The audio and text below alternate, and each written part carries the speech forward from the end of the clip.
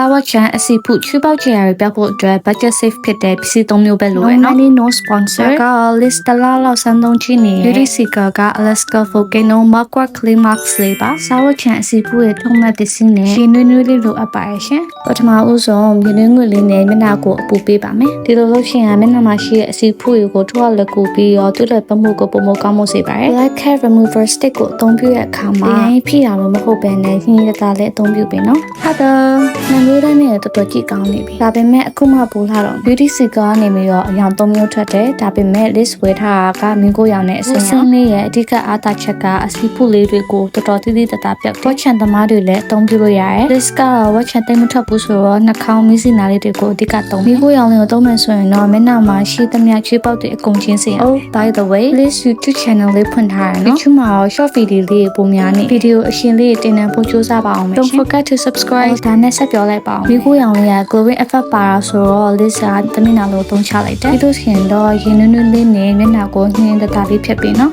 beauty seeker ကျအရန်နဲ့ glow ပြီးလှသွားပြီပြီးလို့ရှိရင်တော့ကိုသုံးနေကြ skin care steps တွေကိုတိကျပြန်လုပ်ပြီးနော်အဓိကတော့ toner နဲ့ moisturizer ကိုလုံးဝမမေ့ပါနဲ့ဒါကတော့ final result လို့ပြောတာအရင်ကဆို video ရရင်တော့အစီဖို့ရနေဘူးဆိုလုံးဝမနေရတော့စမ်းသုံးကြည့်ဖို့ recommend ပေးပါရရှင် thank you for watching bye bye